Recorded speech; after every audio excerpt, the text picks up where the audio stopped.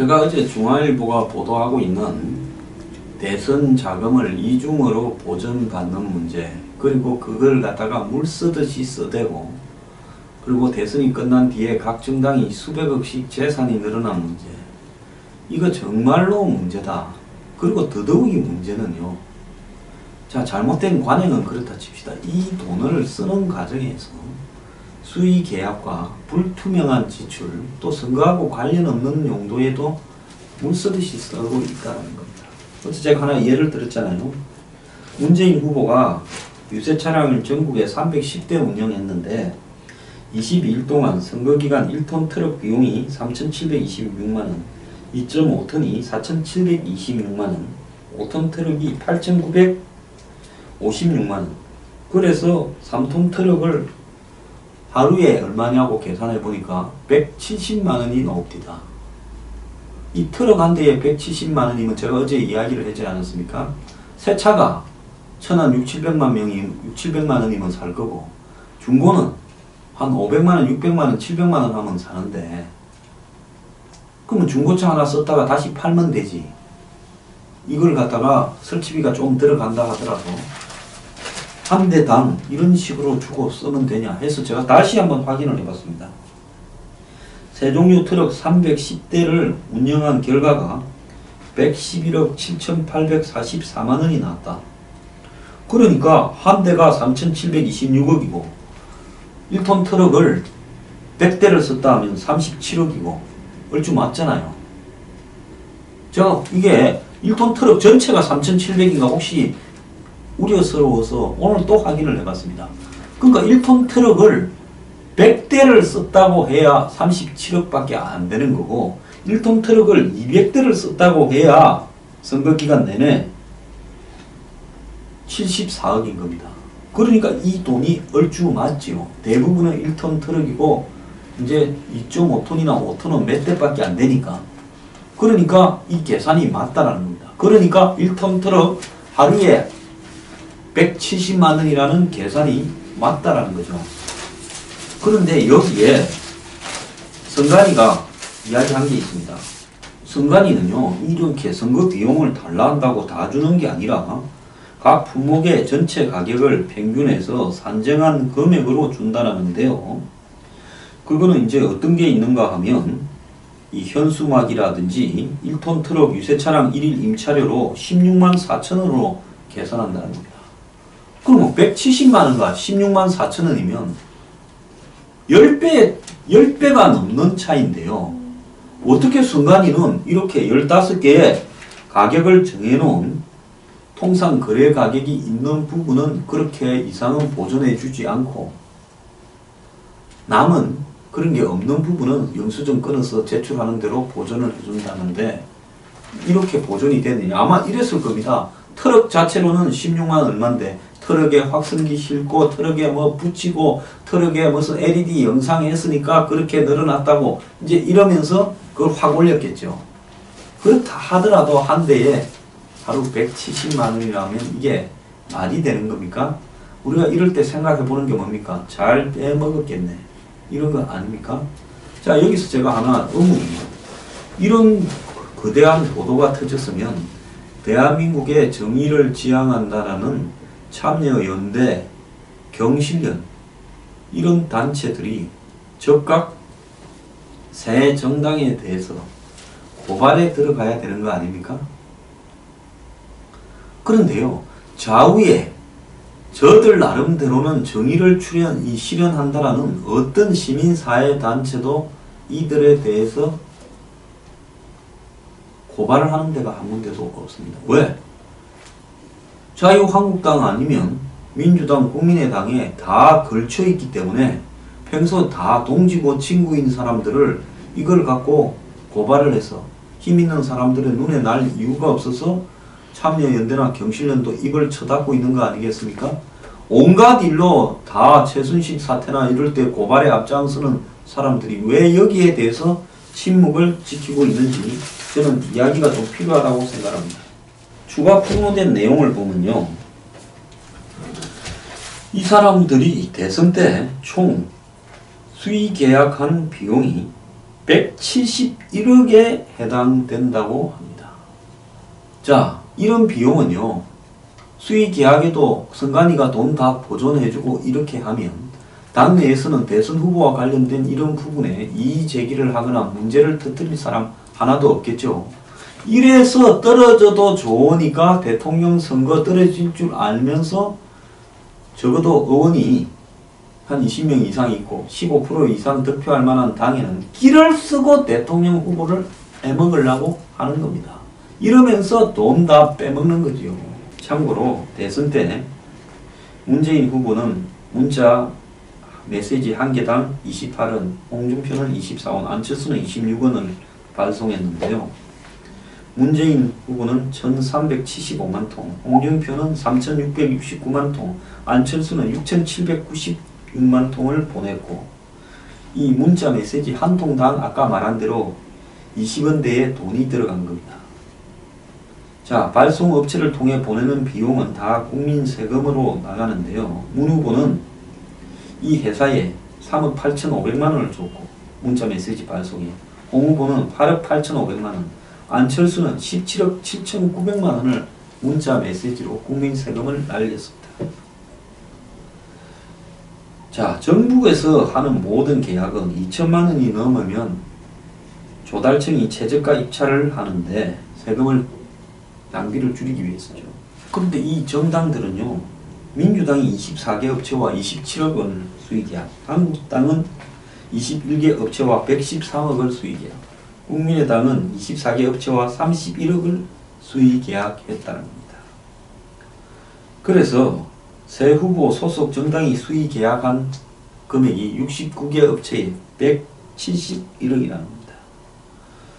자, 수십억 원을 입찰 없이 수의 계약으로 집행할 경우 특수관계자한테 세금을 넘겨주는 거다. 근데 바보입니까? 그냥 업체한테 넘겨주고요.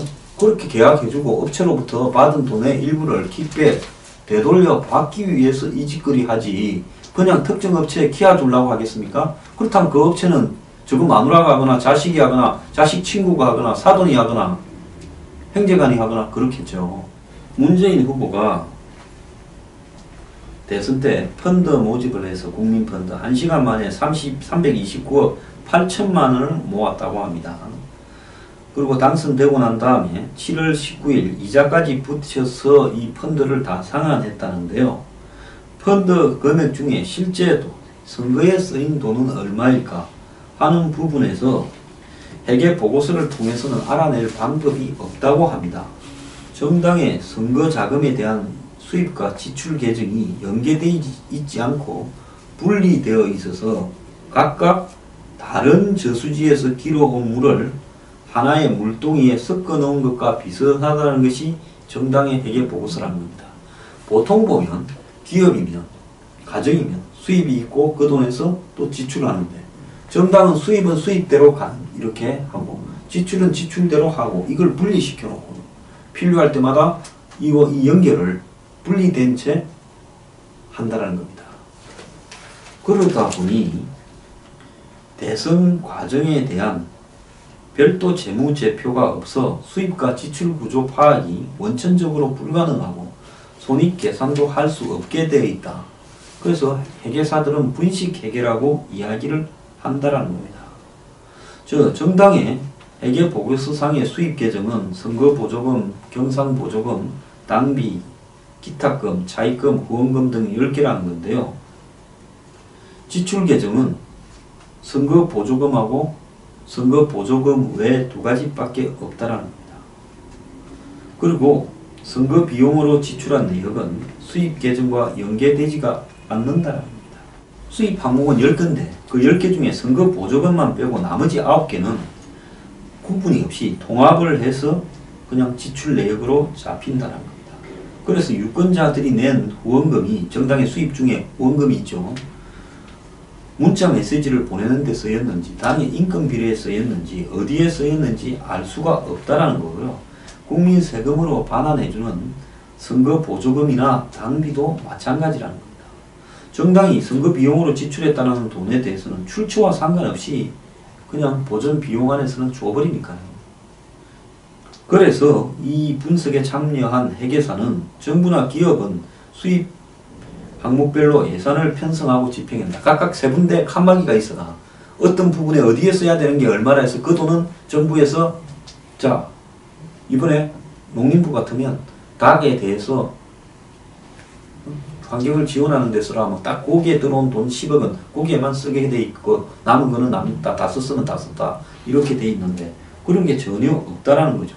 그래서 정당에 대해서 이런 걸 너무 세부적으로 규정을 하면 정권이 정당을 갖다가 탄압한다 이런 핑계를 대고는 포괄적으로 해야 된다라고 주장을 하면서 수입이 얼마고 지출이 얼마고 서로 어떻게 연결되고 뭔 돈으로 썼는지가 그냥 숫자만 맞춰 놓을 뿐이지 다 아리송하다는 겁니다. 그러면 당을 잡고 있는 실세, 즉 대선 후보가 제일 실세죠. 대표가 뭔 소용이 있습니까?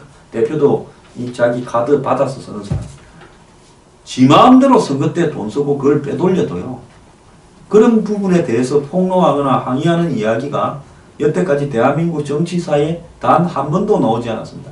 그래서 유력 정당의 대선 후보는요. 나가서 떨어져도 평생 살 돈 버는 거 아니냐라는 이야기가 공공연하게 정권에서 나왔고 그래서 어떨 때는 떨어지는 게 뻔한 선거에 대선 후보가 되려고 저렇게들 길을 쓰는 게 뭔 이유냐 했을 때 그 돈을 쓰는 재미 때문에 그리고 대선 때 정당의 사무총장이나 정당의 당대표가 지가 대선 안 나가도 되려고 하는 거는 이런 일을 뻔히 알고 있기 때문에 거기에 숟가락을 쥐고 근데 이것뿐이겠습니까? 정당에서 쓰는 돈밖에 정부 보조금 뿐이겠습니까? 또 선거 때 여기저기서 돈 들어오지 않겠습니까? 기업이나 한 자리 해먹으려고 하는 사람 그런 것 때문에 이 대한민국 정치판이 서로 깨끗한 이야기에도 섞이는요. 서로 동반해서 썩었고 서로 이 문제는 아무도 안 갑니다. 홍준표가 문재인이 대선 자금 문제 있다 이야기하지 않고 문재인이 홍준표 대선 자금 있다 안철수 대선 자금 문제 있다 이야기 안 하고 서로 덮어버립니다. 왜? 니도 재미 봤고 나도 재미 봤으니 덮어버리자. 지출 내역도 기가 찬다는데요. 일자, 내역, 업체, 주소, 연락처만 표기되어 있는데 그래서 홍보 대행사 계약금, 뭐 식대 이런 식으로만 표시한다는 겁니다. 그러면 식대를 100만원 썼다면 혼자서 100만원을 썼는지 여러 명이 100만원을 썼는지 알 수도 없고 공보물 인쇄 역시 매수가 몇백만 매를 찍어서 얼마를 줬는가도 알 수가 없다는 겁니다. 그 상세한 내역이 하나도 없다는 거예요. 그래서 상세하게 해야 다른 후보와 비슷하게 썼는가 안 썼는가 니는 억수로 비싸게 했네. 그럼 너 여기서 돈 좀 먹었겠네. 리베이트 받았겠네. 이런 걸 할 수 있는데 그게 안 된다는 거죠. 그래서 수익과 지출 구분도 전체 일괄표도 세부 계정도 구분되어 있지 않아서 자료만 보고 나면 완전히 사후적으로 두들겨 맞춘 분식 회계인데 그래서 공개된 회계 보고로는 아무것도 검토할 수 없고 세 당이 1200억 이상을 갖다가 이런 행태로 보존을 받는다면 지금 대선 보존금이 세 당이 1200억 이상을 받았어요. 국민 헬세 낭비라는 겁니다. 근데 이들이요 예비 후보 때 쓴 돈을 보면요 문재인은 12억 1000만원 안철수는 1억 7350만원 홍준표는 사무실 전기료 22,360원만 신고했답니다.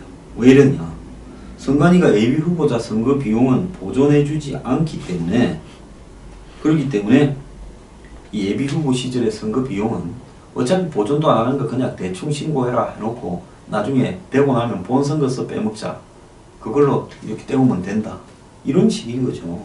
그러다 보니까 홍준표는 선거송 8곡 선거 때 유세 때 트는 노래 1억 6,830만원을 지불했고 안철수는 신해철이 노래 2개만 1억을 지불했다는 겁니다.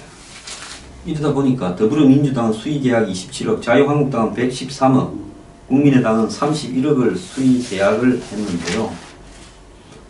이 업체가 각각 24곳, 21곳, 24곳 이랬는데요. 민주당은 노무현 사람, 국민의당은 캠프 출신한테 다 몰아줬다. 이런 어떤 선거 대행 업체들도 다 빤한 저거 패거리기 말 안 놓을 만한 사람들한테 밀어주고 뒷돈 받기 좋은 사람들한테 이렇게 했겠죠.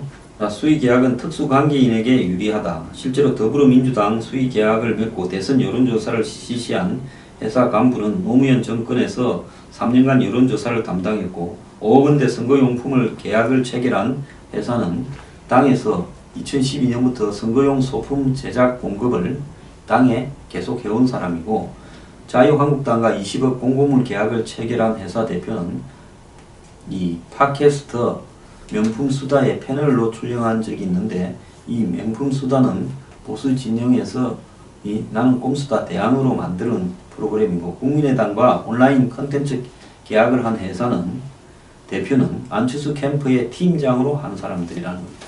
그래서요 이런 수의 계약을 이 한 부분에 대해서 또 투명하지 못한 지출을 한 부분에 대해서 참여연대나 경실련이 고발하라는 겁니다.